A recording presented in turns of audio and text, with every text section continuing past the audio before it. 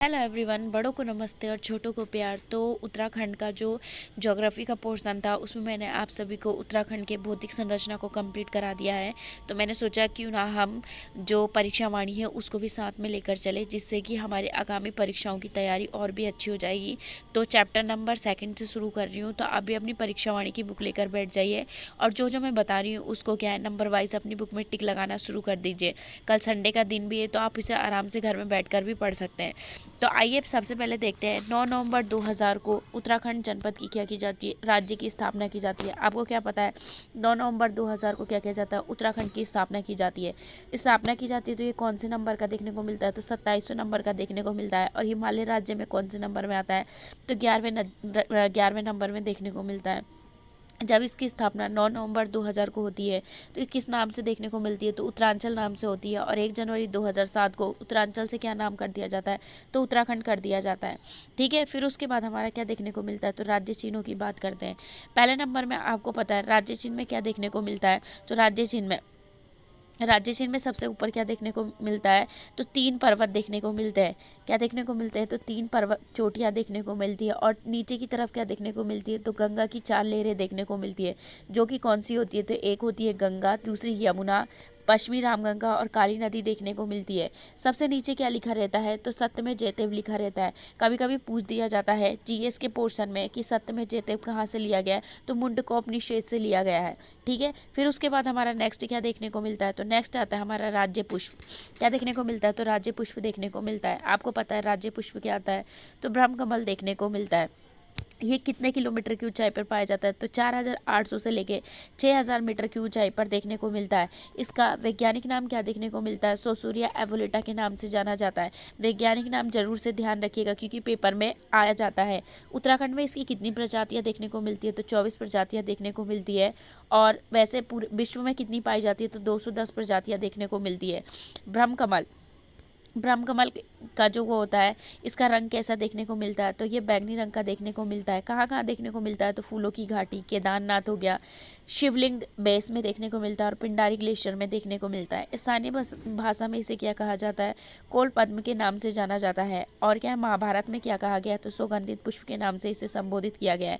एक बार पेपर में भी ये भी पूछा गया था कि जो ब्रह्म कमल है वो किस देवता को समर्पित किया जाता है, तो ये किस देवता को समर्पित किया जाता है, तो केदारनाथ में स्थित भगवान शिव को समर्पित किया जाता है। ब्रह्म कमल पौधे की ऊंचाई कितनी देखने को मिलती है, तो 70 से 80 सेंटीमीटर देखने को मिलती है।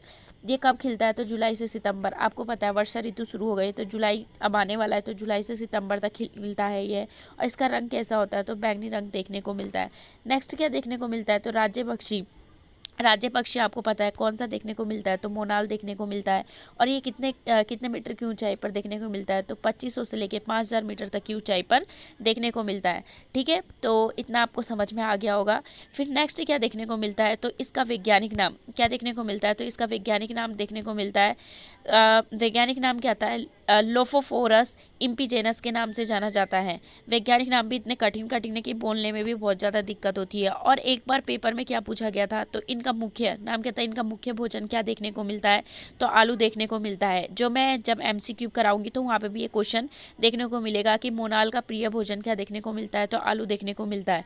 नेक्स्ट क्वेश्चन क्या आता है इसमें, नेक्स्ट देखने को मिलता है, तो राज्य पक्षी आपको पता है कौन सा देखने को मिलता है, तो कस्तूरी मृग देखने को मिलता है, जो कि 3600 से लेके 4400 मीटर तक की ऊंचाई पर देखने को मिलता है। ये कहाँ कहाँ देखने को मिलता है, तो केदारनाथ, फूलों की घाटी, उत्तरकाशी और पिथौरागढ़ जनपद में देखने को मिलते हैं। 2 से 5000 मीटर की ऊंचाई पर देखने को मिलता है। और उत्तराखंड में इनकी कितनी प्रजातियां देखने को मिलती है, तो 4 प्रजातियां देखने को मिलती है। इनका वैज्ञानिक नाम क्या देखने को मिलता है, मस्कस काइसोगास्टर के नाम से जाना जाता है, या इसे हिमालयन मस्क डियर के नाम से जाना जाता है। नेक्स्ट क्या देखने को मिलता है, तो इनका एक वो होता है, क्या है ये अपनी आत्मरक्षा के लिए क्या करते हैं, तो इनके 2 बड़े बड़े दांत क्या है आगे की तरफ निकले रहते हैं, जिससे क्या करते हैं अपनी रक्षा करते हैं। फिर उसके बाद क्या था, इनका गर्भधारण की अवधि कितनी देखने को मिलती है, तो 6 माह इनकी गर्भधारण की अवधि होती है। कस्तूरी केवल किससे निकलता है, तो नर मृग से पाया जाता है। कस्तूरी उसके बारे में सुना होगा, जिससे क्या बनती है, दवाइयाँ भी बनती है और सुगंध के लिए पहले राजा लोग इसका उपयोग करते थे। ठीक है, फिर उसके बाद क्या देखने को मिलता है, तो नेक्स्ट देखने को मिलता है कि एक मृग से एक बार में ही सामान्यतः 30 से 30 से 45 ग्राम कस्तूरी मतलब निकाला जा सकता है। इसकी जो इसका उपयोग किया जाता है दामा में निमोनिया, हृदय रोग, टाइफाइड, मिर्गी और ये बाका यूरिस आदि क्या है रोगों में इसका औषधि प्रयोग किया जाता है। फिर उसके बाद क्या था, कस्तूरी मृग के संरक्षण के लिए आपको पता है कि 1972 में पहला कस्तूरी अनुसंधान की स्थापना की गई थी, जिसका नाम क्या था, केदारनाथ वन्यजीव अभयारण्य की स्थापना की गई थी। ये इसकी जो इसका वर्ग कितने वर्ग किलोमीटर में फैला हुआ है, तो 967.2 वर्ग किलोमीटर में फैला हुआ है। ठीक है। फिर नेक्स्ट हमारा क्या देखने को मिलता है, तो 1977 में मैरूरी कस्तूरी मृग अनुसंधान संस्थान की स्थापना की गई थी और 1986 में ऑस्कोट अभयारण्य की स्थापना की गई थी, जो कि कहाँ है, पिथौरागढ़ जनपद में देखने को मिलता है। फिर उसके बाद क्या था, 1982 में चमोली में क्या किया गया था, तो करचूला खर्क में एक कस्तूरी मृग प्रजनन एवं संरक्षण केंद्र की क्या की गई थी, स्थापना की गई थी। नेक्स्ट हमारा क्या देखने को मिलता है, तो राज्य वृक्ष देखने को मिलता है। आपको पता है कि राज्य वृक्ष कौन सा देखने को मिलता है, तो राज्य वृक्ष आता है हमारा बुरास। इसका नाम वैज्ञानिक नाम क्या देखने को मिलता है, रोडोडेंड्रोन अर्बेरियम है। ठीक है। तो और इसकी ये कितने किलोमीटर की ऊंचाई पर देखने को मिलता है, तो ये 1500 से लेकर 4000 मीटर तक की क्या देखने को मिलता है, तो ऊंचाई पर देखने को मिलता है। रंग कैसा होता है, तो चटक लाल रंग का देखने को मिलता है, गहरा लाल रंग का देखने को मिलता है और हल्का लाल रंग का देखने को मिलता है। तो ये क्या हो गए, इसके कलर देखने को मिल गए। नेक्स्ट क्या देखने को मिलता है, तो नेक्स्ट आता है जो ये बुरांस खिलने का समय है, ये कब खिलता है, तो बुरांस का फूल मकर संक्रांति के समय में खिलता है। बुरांस के फूल का क्या है, फूलों का जूस हृदय के रोग के लिए, ठीक है, हृदय के रोग के लिए क्या होता है, लाभदायक होता है। बुरांस का वृक्ष कितने ऊंचाई कितनी देखने को मिलती है, तो 20 से लेकर 25 फीट होती है। नेक्स्ट क्या आता है, तो नेक्स्ट ये इंपॉर्टेंट नोट कर लीजिएगा, बुरांस के अवैध कटान के कारण वन अधिनियम 1974 में इसे संरक्षित वृक्ष घोषित किया गया था। अब हमारा क्या है, थोड़ा आगे बढ़ते हैं, शासन प्रशासन देखते हैं। तो सबसे पहले हमारा क्या देखने को मिलता है, तो कार्यपालिका देखने को मिलती है। कार्यपालिका में सबसे पहले कौन आते हैं, तो राज्यपाल देखते हैं। राज्यपाल किस में आते हैं, तो आर्टिकल नंबर 153 में हमारे राज्यपाल देखने को मिलते हैं।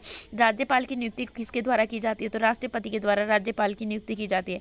राज्यपाल क्या होता है, तो राज्य का प्रथम नागरिक होता है। जैसे यहाँ पे लिखा हुआ भी है कि राज्य के विश्वविद्यालयों के कुलाधिपति और राज्य का प्रथम नागरिक राज्यपाल होते हैं।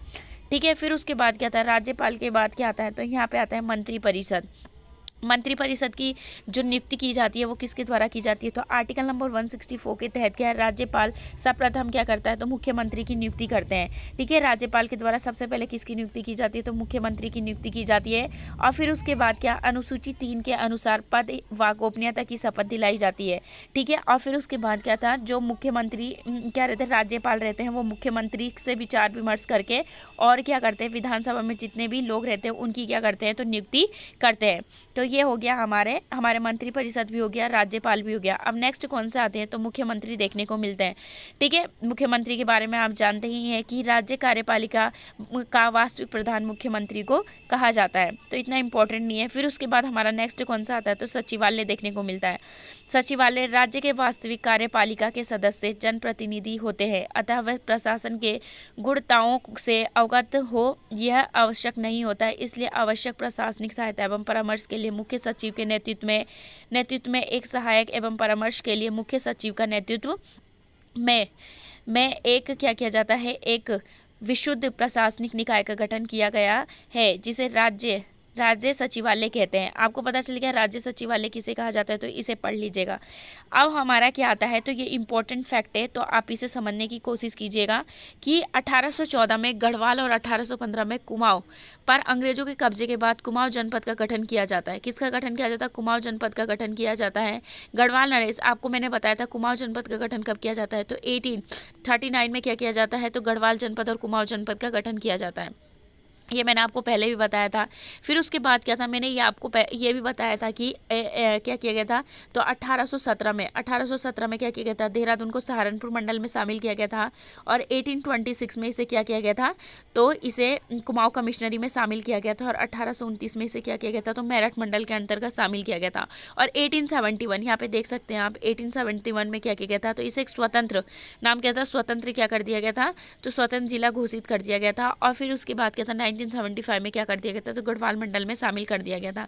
यहाँ पे देख सकते हैं कि 1840 में ब्रिटिश गढ़वाल का मुख्यालय कहाँ कर दिया गया था, तो श्रीनगर से हटाकर पौड़ी लाया गया और पौड़ी गढ़वाल नामक नए जिले का गठन किया गया था, जो कि मैंने आपको पहले वाली वीडियो में पढ़ा दिया है। नेक्स्ट क्या देखने को मिलता है, तो 1854 में आपको पता है 1854 में क्या किया गया था, तो कुमाऊं क्या किया गया, तो कुमाऊं मंडल का गठन किया गया था। जब 1854 में इसका गठन किया गया था तो उसका मुख्यालय कहाँ देखने को मिलता है, तो अल्मोड़ा कहाँ देखने को मिलता है, तो अल्मोड़ा। और 1855 में इसका मुख्यालय कहाँ ले जाते हैं, तो नैनीताल ले जाते हैं, जो कि यहाँ पे नहीं लिखा गया है बट मैं आपको बता रही हूँ। फिर उसके बाद क्या होता है, 1890 तक कुमाऊं कमिश्नरी में केवल क्या है, कुमाऊं और पौड़ी गढ़वाल दो ही जिले रहते हैं। 1891 में दो जनपदों का गठन किया जाता है, अल्मोड़ा और दूसरे का नाम क्या था, तो नैनीताल का गठन किया जाता है, जो कि मैंने आपको पहली वाली वीडियो में बता दिया है। फिर उसके बाद क्या होता है कि 1 अगस्त क्या होता है, 1 अगस्त 1949 में क्या किया जाता है, कुमाऊं मंडल में केवल 3 जिले रहते हैं और उसके बाद क्या किया जाता है, टिहरी रियासत का एक गठन कर दिया जाता है, जो कि 1 अगस्त 1949 को टिहरी रियासत को कुमाऊं मंडल के चौथे जिले के रूप में सम्मिलित कर दिया जाता है। फिर उसके बाद हमारा नेक्स्ट कौन सा देखने को मिलता है, तो सन 1960 में क्या देखने को मिलता है, सन 1960 में टिहरी जिले, उत्तरकाशी, पौड़ी जिला और चमोली को क्या कर दिया जाता है, तो शामिल कर दिया जाता है। फिर उसके बाद क्या आता है, सन 1969 में गढ़वाल मंडल का गठन किया जाता है, जिसका मुख्यालय क्या है, पौड़ी में मंडल मुख्यालय बनाया गया था। नेक्स्ट क्या देखने को मिलता है, तो हाँ ये मैंने आपको बता दिया कि 1975 में क्या 1975 में देहरादून को क्या कर दिया जाता है, तो मेरठ मंडल से हटाकर गढ़वाल मंडल में शामिल कर दिया जाता है। फिर उसके बाद क्या आता है, 28 दिसंबर 1988 को हरिद्वार का सृजन किया जाता है। 30 सितंबर 1995 को उधम सिंह नगर की स्थापना की जाती है और 15 सितंबर 1997 को चंपावत और बागेश्वर जिले का गठन किया जाता है और 16 सितंबर 1997 को रुद्रप्रयाग जनपद का गठन किया जाता है। आई होप सो आप सभी को ये बहुत अच्छे से समझ में आ गया होगा और अपनी परीक्षा वाणी जो आपके पास है उसे भी अच्छे से पढ़ लीजिएगा। जो मेन फैक्ट है वो मैं आपको बता रही हूँ, जो आपको मतलब पढ़ने लायक है। नेक्स्ट हमारा क्या देखने को मिलता है, तो राजस्व, रेवेन्यू पुलिस, ठीक है, ये देखने को मिलता है। तो आपको पता है कि हेनरी रेमजे के शासनकाल में क्या होता है, राजस्व या रेवेन्यू पुलिस की स्थापना की जाती है। इससे पहले क्या होता है, तो 1819 में, ठीक है, 1819 में किसके शासनकाल में, तो टेल के शासनकाल में क्या किया गया था, तो पटवारी नाम क्या था, पटवारी सेवा की शुरुआत कर दी जाती है। किसकी, टेल के शासनकाल में क्या कर दिया जाता है, तो पटवारी सेवा की शुरुआत की जाती है। तो आइए यहाँ पे पढ़ते हैं कि क्या लिखा है। तो 1857 के विद्रोह के बाद अंग्रेज उत्तराखंड के सभी क्षेत्रों में सिविल पुलिस व्यवस्था लागू कराना चाहते थे, लेकिन कुमाऊं के तत्कालीन कमिश्नर रेमजे 1856 से लेके 1884 तक थे, वो ने राज्य की जनता को सीधा साधा बताते हुए राजस्व पुलिस व्यवस्था बनाए रखने की सिफारिश की थी। राज्य में राजस्व पुलिस व्यवस्था 1874 में से लागू है। वर्तमान में राज्य के लगभग 61% भाग पर क्या व्यवस्था देखने को मिलती है। तो ये इम्पोर्टेंट है। नेक्स्ट क्या देखने को मिलता है, तो नेक्स्ट आता है, ये देख लीजिए आप, इसको मतलब ढंग से पढ़ लीजिए क्योंकि पेपर में भी आता है। अंग्रेजी शासनकाल में कुमाऊं में 19 परगने, 125 पट्टियाँ, ठीक है, पटवारी क्षेत्र थे, जबकि गढ़वाल क्षेत्र में क्या आते थे, तो 11 परगने तथा 86 पट्टियाँ देखने को मिलती है, ठीक है। तो ये आपको पता चल गया होगा। फिर बाकी हमारा क्या देखने को मिलता है, आप सभी को पता है कि गढ़वाल मंडल में 7 जिले हैं और कुमाऊं मंडल में कितने देखने को मिलते हैं, तो 6 जिले देखने को मिलते हैं। 2 मंडल देखने को मिलते हैं, एक का नाम गढ़वाल मंडल और दूसरे का नाम क्या आता है, कुमाऊं मंडल। गढ़वाल मंडल में 7 जिले आते हैं और कुमाऊं मंडल में 6 जिले देखने को मिलते हैं। और टोटल जिलों की संख्या कितनी हो गई, तो 13 देखने को मिलती है। और तहसीलों की संख्या ये क्या देखने को मिल रहा है, तो यहाँ पे लिखा है जिले के, इसे पढ़ लीजिएगा, जिले से नीचे उप जिला अधिकारी के नेतृत्व में तहसीलों होती। राज्य गठन के समय प्रदेश में कुल कितने, अगर आपसे पूछा जाए राज्य गठन के समय क्या है कितने थे, तो राज्य गठन के समय में प्रदेश में कुल 49 तहसीलें थी, ठीक है, कितनी थी, तो 49 तहसीलें देखने को मिलती थी। अब कौन आते हैं, तो महाधिवक्ता देखने को मिलते हैं।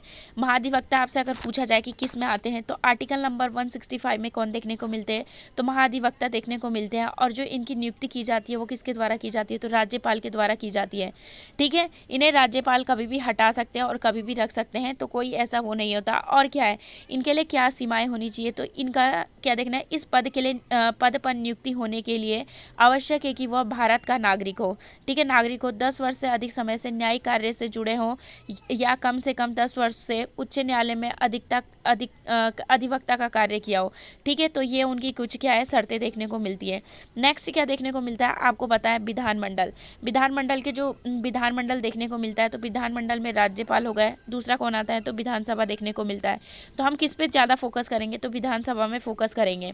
ठीक है, तो विधानसभा में क्या होता है तो आर्टिकल नंबर 170 के तहत क्या होता है तो विधानसभा देखने को मिलता है। ठीक है, तो फिर इसे हम पूरा पढ़ लेते हैं। विधानसभा का गठन संविधान के आर्टिकल नंबर 170 के तहत राज्य के वयस्क मतदाताओं द्वारा चुने गए सदस्यों द्वारा होता है। इसी अनुच्छेद के तहत यह भी व्यवस्था है कि किसी राज्य की विधानसभा में अधिक से अधिक 500 से कम और क्या है 60 सदस्यों से अधिक होने चाहिए।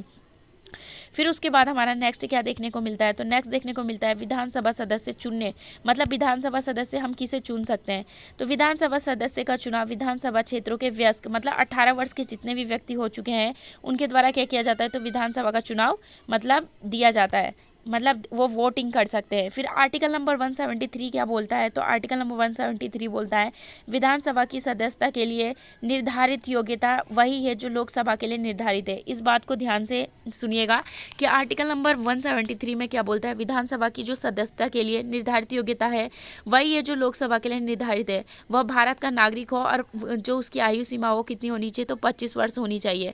ठीक है, तो ये कुछ क्या विधानसभा का कार्यकाल कितने वर्ष देखने को मिलता है तो 5 वर्ष तक होता है। बाकी अब मैं आपको जो इसका मेन पॉइंट है वो बताती हूँ। तो अब हमारा देखने को मिलता है विधानसभा सदस्यों की संख्या। तो यहाँ पे आप देख सकते हैं कि गठन से पूर्व राज्य में विधानसभा की कुल संख्या सीटें कितनी देखने को मिलती है तो गठन मतलब हमारा जब उत्तराखंड नहीं बना था हम उत्तर प्रदेश के साथ है तो कुल विधानसभा सीटें कितनी थी तो कुल थी 22। ठीक है, जिसमें विधान परिषद की संख्या कितनी आती थी तो 9 सीटें देखने को मिलती है। अगर आपसे पूछा जाए उत्तराखंड में कितनी बार परिसीमन हो रखा है तो आप क्या बोलेंगे कि 2 बार हो रखा है। तो कब कब देखने को मिल रखा है तो पहली बार जो हुआ था वो हुआ था 5 नवंबर 2001 को देखने को मिला था। ठीक है, दूसरी बार कब हुआ था तो 2008 में देखने को मिल रखा है। ठीक है, तो उत्तराखंड में कितनी बार परिसीमन हो रखा है तो टोटल 2 बार परिसीमन देखने को मिल रखा है। फिर नेक्स्ट क्या देखने को मिलता है कि राज्य के विधान सभा में कुल 70 सीटें देखने को मिलती है, जिनमें से आरक्षित सीटों की संख्या कितनी आती है तो कुल आरक्षित सीटों की संख्या 15 देखने को मिलती है, जिसमें से 13 क्या रहती है SC के लिए और 2 क्या रहती है ST के लिए देखने को मिलती है। ST के लिए कौन कौन सी आती है जिसे क्या कहा जाता है अनुसूचित जनजाति के नाम से जाना जाता है। तो कौन कौन सी देखने को मिलती है तो एक आती है हमारी चक्राता, दूसरे का नाम क्या था तो देहरादून, और एक क्या देखने को मिलता है तो नानकमता जो कि कहाँ पर स्थित है तो US नगर में देखने को मिलती है। फिर उसके बाद क्या आता है अब हम बात करते हैं कि आंतरिम विधानसभा की सीटें कि आंतरिक विधानसभा की सीटें कैसी बन रही हैं तो उत्तर प्रदेश पुनर्गठन विधेयक कब पेश किया गया था तो 2000 में पेश किया गया था। उत्तराखंड के आंतरिक विधानसभा हेतु 31 विधायकों की व्यवस्था की गई थी। 31 विधायकों में से 22 सदस्य 1990 में क्या देखने को मिल रहा है तो 1996 में कब देखने को मिला तो 1996 में उत्तर प्रदेश विधानसभा के लिए चुने गए थे। किसके लिए चुने गए थे तो उत्तर प्रदेश विधानसभा के लिए चुने गए थे, जबकि 9 उत्तर प्रदेश विधान परिषद के सदस्य थे। आंतरिक विधानसभा का गठन ठीक पहले विधान परिषद के 9 सदस्यों में से थे। एक सदस्य का कार्यकाल समाप्त हो जाने के कारण गठन के समय तक विधान परिषदों की संख्या कितनी रह गई थी 8 रह गई थी। तो आंतरिक विधानसभा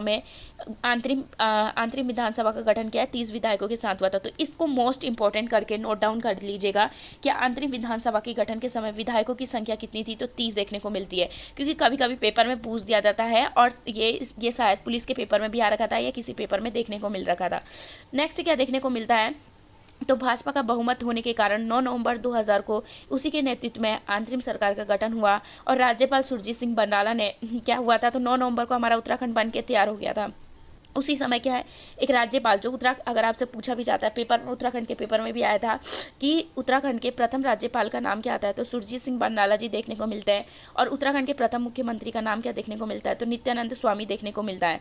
आंतरिम मंत्री परिषद में मुख्यमंत्री सहित 9 कैबिनेट मंत्री और 4 राज्य मंत्री थे। आंतरिम विधानसभा के कुल 30 विधेयक में से 23 क्या थे तो भाजपा के थे, 3 सपा के थे और 2 क्या थे भाजपा व कांग्रेस के थे। ठीक है, तो इसको आप डीप पढ़िएगा, जो इसमें मेन पॉइंट है वो मैं बता रही हूँ, नहीं तो ये बहुत काफ़ी लंबी वीडियो हो जाएगी।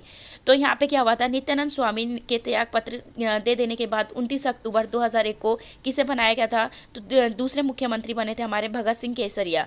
ठीक है, अंतरिम सरकार के ये दूसरे मुख्यमंत्री थे और ये 2 मार्च 2002 तक क्या रहते हैं, मुख्यमंत्री रहते हैं। फिर उसके बाद क्या था, अंतरिम विधानसभा के अध्यक्ष कौन बनते हैं, ये पेपर में भी पूछा गया था कि अंतरिम विधानसभा के अध्यक्ष किसे बनाया गया था, तो ये प्रकाश पंत को बनाया गए थे, जो कि प्रथम सत्र के 9 जनवरी 2001 के शुरू में क्या किया गया था, इनको बनाया गया था। अब क्या होता है कि आपको पता है प्रत्येक 5 वर्षों के बाद क्या होता है, विधानसभा के चुनाव होते हैं। तो उत्तराखंड में टोटल विधानसभा चुनाव कितनी बार हो रखे हैं, तो टोटल 5 बार उत्तराखंड में विधानसभा चुनाव देखने को मिल रखा है। पहला विधानसभा चुनाव कब देखने को मिल रखा था, तो 14 फरवरी 2002 को हुआ था। इसमें वोटिंग कितनी हुई थी, तो 54.34 देखने को मिल रही थी। और जो इसमें मुख्यमंत्री बन रखे थे वो कौन बन रखे थे, तो ये नारायण दत्त तिवारी बन रखे थे। ये कब बने थे, तो ये 2 मार्च 2002 को। और ये क्या रहते हैं, प्रथम उत्तराखंड के प्रथम निर्वाचित मुख्यमंत्री का नाम क्या था, तो नारायण दत्त तिवारी देखने को मिलता है। ठीक है, फिर उसके बाद क्या था, और क्या है, ये कहाँ से के थे, तो रामनगर विधानसभा सीट्स के चुने गए थे। उस समय महिलाओं की संख्या कितनी थी, तो 4 देखने को मिल रही थी। और अगर आपसे पूछा जाए क्या उत्तराखंड के प्रथम निर्वाचित अध्यक्ष का कौन थे, तो यशपाल आर्य देखने को मिलते हैं। ठीक है, नेक्स्ट क्या देखने को मिलता है, तो दूसरी निर्वाचित विधानसभा चुनाव कब देखने को मिल रही थी, तो दूसरी विधानसभा निर्वाचित ये हो रखा था 21 फरवरी 2007 को देखने को मिल रखा था। इसमें वोटिंग कितनी देखने को मिल रही थी, तो 63.6 देखने को मिल रही थी। महिलाओं की संख्या 4 देखने को मिल रही थी। और 8 मार्च 2007 को कौन बन रहे थे, तो भुवन चंद्र खंडूरी क्या बनते हैं, उत्तराखंड के मुख्यमंत्री बनते हैं। ये क्या कर देते हैं, इस्तीफा दे देते हैं। और इस्तीफा देने के बाद कौन बन जाते हैं, फिर क्या है, इस्तीफा दे देते हैं। और इस्तीफा देने के बाद क्या सरकार के रमेश पोखरियाल निशंक जी क्या बन जाते हैं। फिर उसके बाद क्या था, मुख्यमंत्री पद की शपथ ग्रहण करते हैं और 2 वर्ष 2 माह 18 दिन क्या रहते हैं, ये रहते हैं। फिर उसके बाद 11 सितंबर 2001 को क्या खंडूरी पुनः क्या बन जाते हैं, तो खंडूरी जी पुनः क्या बन जाते हैं, मुख्यमंत्री बने थे। और जो इस समय अध्यक्ष रहते हैं वो कौन रहते हैं, तो अध्यक्ष रहते हैं हरवंश कपूर जी देखने को मिलते हैं। ठीक है, फिर उसके बाद हमारा नेक्स्ट कौन सा देखने को मिलता है, तो तीसरी बार क्या होता है, तो विधानसभा का चुनाव देखने को मिलता है। और ये कब देखने को मिलता है, तो 30 जनवरी 2012 को क्या देखने को मिलता है। और इसमें वोटिंग कितनी होती है, तो 67.70 वोटिंग देखने को मिलती है। सर्वाधिक अगर आपसे पूछा जाए वोटिंग कब देखने को मिलती है, तो ये तीसरे विधानसभा जो तीसरा वो होता है उसमें देखने को मिलती है। ठीक है, फिर उसके बाद क्या देखने को मिलता है, तो इसके क्या है, गोविंद सिंह, क्या इसके जो तीसरे अध्यक्ष बनाए जाते हैं वो कौन रहते हैं, गोविंद सिंह कुंजवाल जी रहते हैं। और क्या है, मुख्यमंत्री किसे बनाया जाता है, तो 7वें मुख्यमंत्री विजय बहुगुणा को बनाया जाता है, जो कि ये भी इस्तीफा दे देते हैं। और 1 फरवरी 2014 को किसे बनाया जाता है, तो हरीश रावत जी को बनाया जाता है। ठीक है, हरीश रावत जी को बनाया जाता है, जिनके शासनकाल में क्या लगता है, तो राष्ट्रपति शासन लगता है। ये कितने दिनों का लगता है, तो 46 दिनों का लगता है। और कब से कब तक लगता है, तो 27 मार्च 2016 से लेकर 11 मई 2016 तक लगता है। ठीक है, फिर उसके बाद क्या होता है, तो ये भी क्या कर देते हैं, एक बार फिर इस्तीफा दे देते हैं और पुनः नाम क्या था, इस्तीफा दे देते। हाँ, फिर उसके बाद क्या था, 2016 तक ये रहते हैं। फिर चौथा क्या होता है, विधानसभा चुनाव देखने को मिलता है। क्या देखने को मिलता है, तो चौथा विधानसभा चुनाव देखने को मिलता है। और ये कब होता है, तो ये क्या है, 2017 में 15 फरवरी व 9 मार्च तक देखने को मिलता है, 2017 तक देखने को मिलता है। वोटिंग कितनी होती है यहाँ पर, तो वोटिंग देखने को मिलती है, एक मिनट वोटिंग बताती हूँ मैं आपको। तो यहाँ पे शायद 55 समथिंग क्या है वोटिंग देखने को मिलती है। और मुख्यमंत्री किसे बनाया जाता है, तो त्रिवेंद्र सिंह रावत को बनाया जाता है। आपको पता है जो चौथा विधानसभा क्या है, निर्वाचित विधानसभा चुनाव होता है, इसमें 3 मुख्यमंत्री बदले गए थे। पहले नंबर में त्रिवेंद्र सिंह रावत बनते हैं, फिर तीरथ सिंह रावत आते हैं, और लास्ट में कौन किसको बनाया जाता है, तो पुष्कर सिंह धामी जी को बनाया जाता है, जो कि उत्तराखंड के वर्तमान मुख्यमंत्री देखने को मिलते हैं। ठीक है, तो ये उत्तराखंड के वर्तमान मुख्यमंत्री है। और फिर उसके बाद जो अभी 5वां विधानसभा चुनाव हुआ, ये कब हुआ था, तो ये हुआ था हमारा 2022 में, मार्च 2022 तक हुआ था। और चुनकर कब आ गए थे, तो ये आ गए थे हमारा 2022 में हुआ था, 23 जून 2022 तक ये क्या मुख्यमंत्री के पद पर क्या है आ गए थे। तो यहाँ तक आपको जानकारी मिल गई होगी। तो वीडियो काफ़ी लंबी हो जाएगी, इसलिए जो आगे का पोर्शन है वो मैं आपको नेक्स्ट वीडियो में बनाती हूँ। वीडियो कैसी लगी है आप मुझे कमेंट करके ज़रूर बताइएगा, इससे मुझे मोटिवेशन मिलता है और तभी मैं आप लोगों के लिए नेक्स्ट वीडियो बना पाती हूँ। Thank you for watching.